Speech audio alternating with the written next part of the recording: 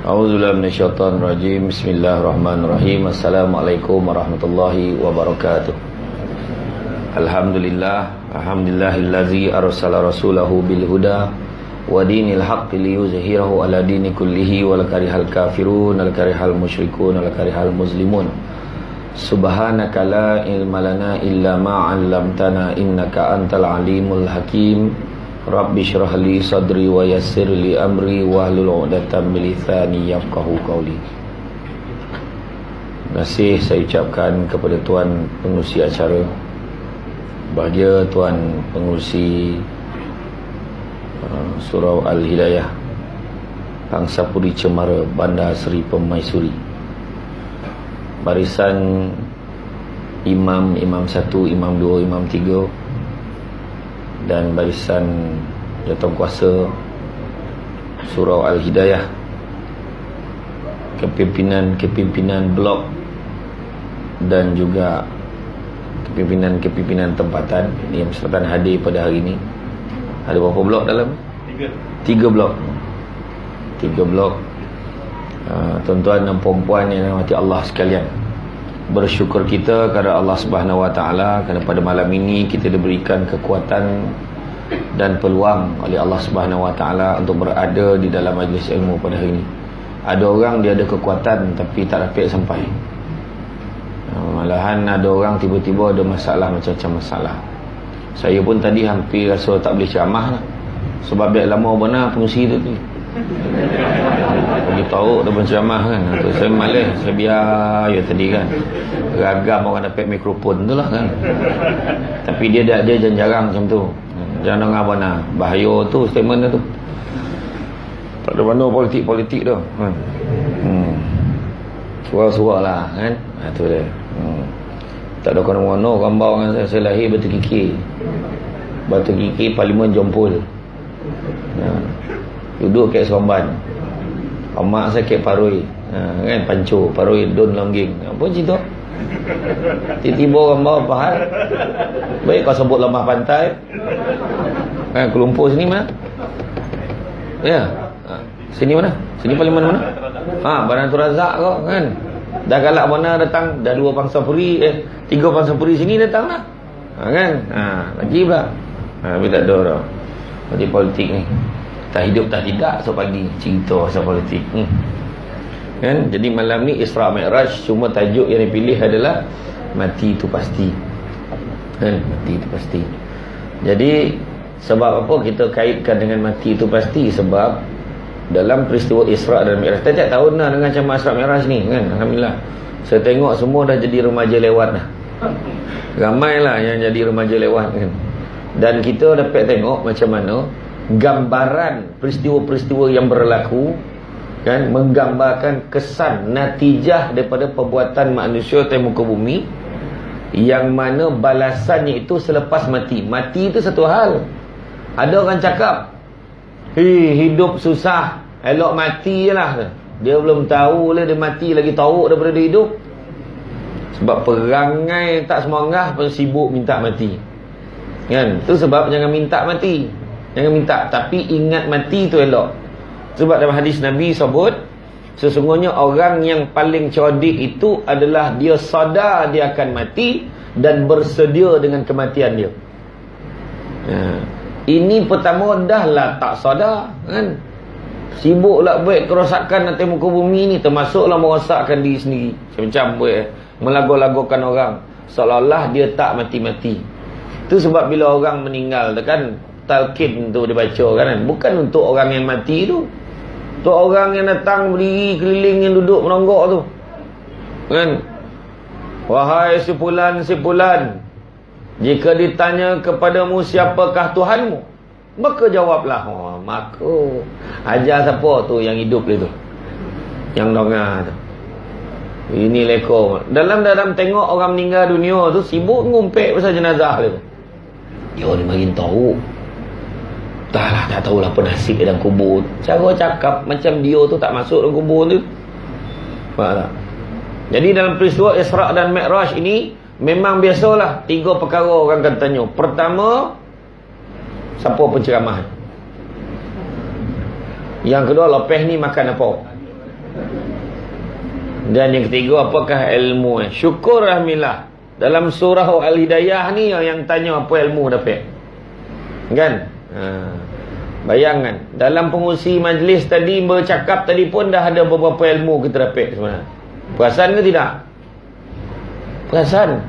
Lah, saya pun tak perasan.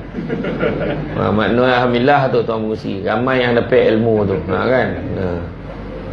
Memang orang kata bab berdebat berdebik tu kan. Orang kaitkan saya dengan debat dulu kan. Memang betul lah, kita memang hujah takkan menang orang perempuan. Sebab orang perempuan ni dia lain cara fikir. Dia teknikal. Orang lelaki ni berfikiran jauh. Benda kecil-kecil langsung tak terfikir. Ya? Orang lelaki lah kalau suruh buang sampah duduk dah balik. Wahal masa dia buang sampah tadi menitik-nitik air sampah tu.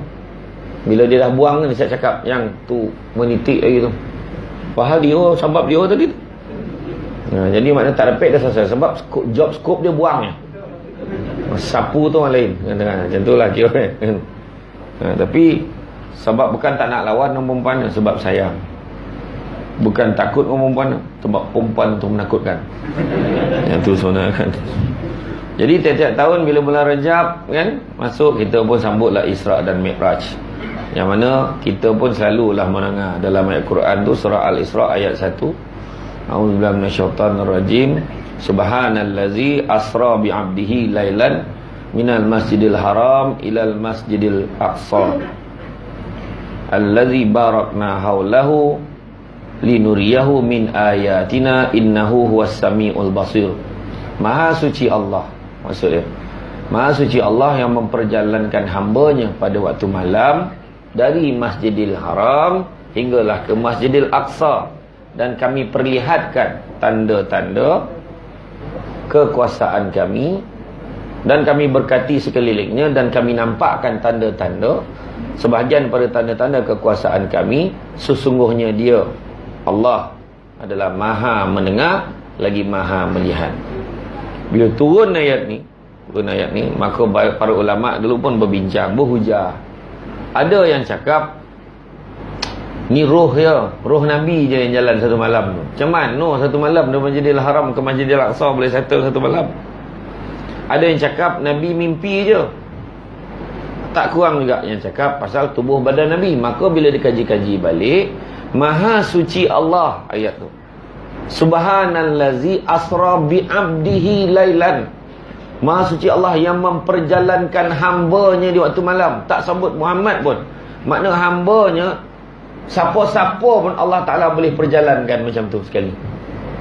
Kalau Allah Ta'ala nak buat hari ni poi semalam sampai pun Allah Ta'ala boleh buat. Macam tu lah kira. Sami value sebut kan, hari ni post semalam sampai, betul kan? Poning postman macam mana nak post ni? Rupanya hari ini post satu malam sampai. Maksud sama, penggunaan tak sesuai. Dia sami value, menteri yang dirindui oleh semua. Kan? Jadi makna memang tubuh badan Nabi betul yang diperjalankan. Bukan kata apa. So kita pun kena yakin macam tu. Sebab kenderaan yang Nabi tunggang, yang Nabi naik, tak sama dengan kenderaan yang kita naik. Tak sama. Kan? Kalau hari ni mungkin kita hari ni memanglah kita yakin. Sebab kita sekarang ni berada pada zaman kecanggihan teknologi. Kita rasa benda tu tak ada masalah. Kalau pada Masjidil Haram naik flight lah sampai ke Masjidil Aqsa, tak ada hal satu malam boleh settle. Tapi di masa zaman Nabi dulu, sampai ke Masjidil Aqsa, naik pula sampai ke langit. Kan? Sampai ke Hadratul Qudus menghadap Allah Subhanahu Wa Taala, sampai ke situ. Turun pula balik. Poi balik semula sampai ke Masjidil Haram dalam satu malam. Payah nak percaya tu. Memang hari ni kita percaya sebab apa? Dengan tahap agama tu dah lengkap sampai kat kita. Tiap-tiap tahun kita dengar cerita yang sama, kita faham kisah yang sama, dan kita yakin yang kisah itu benar. Cuma bukan hanya cerita je sama, bukan je penceramah pun kadang-kadang sama, tetapi perangai pun sama. Dah dengar ceramah tu banyak kali dah, macam tu lagi. Allah. Kita tahu dalam kisah tu Allah Ta'ala declare, wahai Muhammad, aku jadikan kau sebagai pembawa khabar berita gembira dan amaran buat umatmu. Dah beritahu. Macam anak-anak kita dapat soalan bocor, tapi tak boleh jawab peksa. Rugi ke tak rugi? Rugi ke tidak? Rugi. Kita dapat soalan, siap dengan jawapan. Tak payah dapat buat tu. Asah bapak rugi. Yang faham? Tiap-tiap tahun dengan ceramah maulud dah cerita pasal elok Nabi, Nabi sayang kita, kita sayang Nabi, amal sunnah Nabi. Kita pun iyalah mau sampai ke lantai nganggu. Balik rumah macam tu ada. Tetap nama rugi. Asah rugi. Kau tahu tak kau kena semayang? Tahu. Kenapa kau tak semayang? Tanya. Langsung dengan kau. Kau tahu tak semayang jemaah berapa kali ganda daripada semayang seorang? Tahu tak? Berapa kali ganda? Tahu. Tapi tetap tak ramai. Susah nak tengok jemaah subuh ramai seperti mana surau Al-Hidayah di Pangsapuri Cemara. Syamnianya ramai subuh. Semangat imam. Tu yang imam tadi mendayu-dayu baca sebab terharu ramai malam ni. Tiap-tiap malam dia terharu. Kan? Pasal sanyak macam tak Makna kata rugi. Tu sebab kita dengar cerita hari-hari. Orang yang paling gembira bila Nabi sampai balik ke Masjidil Haram, bila Nabi khabarkan kisah perjalanan Nabi malam tu, yang paling gembira tak lain tak bukan nama Abu Jahal dengan Abu Lahab. Ni baik yang cerita ni. Kau lepak lu Muhammad. Ni tak adalah, ni ayat saya lah. Maknanya dia suruh Nabi, kau tunggu dulu, aku kumpulkan orang dulu di hadapan kaum Bani Ka'ab bin Lu'ay. Diperdengarkanlah kisah kau dengar cerita Muhammad ni, dengar betul-betul. Abu Jahal kata. Dia pun cerita. Cerita. Ramai dah mula confuse. Macam mana satu malam boleh sampai? Siap naik ke langit pula tu. Sambangak Ini bohong ni. Abu Jahal, sekarang kau percaya cakap Muhammad ni gila. Abu Jahal kata. Masa pada ketika itu dah adalah juga beberapa, ramai jugalah masa tu yang murtad keluar dari Islam. Tak percaya dah kisah Nabi. Kita hari ni percaya dengan tahap agama sudah lengkap. Tapi bayangkan kalau kita ni berada pada zaman Nabi, belum tentu lagi. Kan? Nipih benar iman kita salah. Kan? Jadi lepas pada itu, Abu Jahal tanya seorang-seorang, termasuklah Allah Ta'ala dah datangkan. Kebetulan dengan izin Allah ada seorang lelaki kat situ, satu-satunya manusia yang juga pernah sampai dekat Masjidil Aqsa. Siapa namanya? Uqail. Uqail ni dah pernah sampai. Cuba kau cerita macam mana macam mana rupanya Masjidil Aqsa itu. Nabi pun explain macam ni, kubah macam ni, dalam macam ni. Uqail kata, betul. Sebijon. Sama macam yang diceritakan oleh Nabi. Mula-mula Abu Jahal kata, tak ada, ni sihir ni tu. Tak ada kan. Muhammad ni dia pandai sebenarnya. Dia dah nampak dah apa. Dia pakai tukang tilik ni. Tak ada. Lalu ada juga Abu Jahal tanya, okey, Abu Bakar. Dia cuba nak bakar Abu Bakar. Faham tak istilah mendak sekarang kan? Dia punya, wahai Abu Bakar, kau percaya kau kisah Muhammad ni? Abu Bakar pun kata, lebih pada itu pun aku percaya. Nampak? Lebih pada itu pun aku percaya. Sebab dia bukan sebab bodek dah, sebab tu ketua dia, sebab tu Rasulullah, kita kena percaya. Kita dah lantik pengusi surau tu nama Encik Harun bin Maiswan. Betul? Mana dah? Mana dah? Tak. Okay. Encik Harun nak cakap, kita buat ceramah hari Selasa malam Rabu. Ada yang misal ni? Mana ada orang? Hari kerja, nak mampu ramai orang. Percayalah cakap ketua. Faham? Komplain ni pandai. Datanglah. Mana ada orang, kau fikir tak ada orang. Kau datang tak? Tu tanya. Datang. Janganlah. Mokak-mokak pasal orang berapa?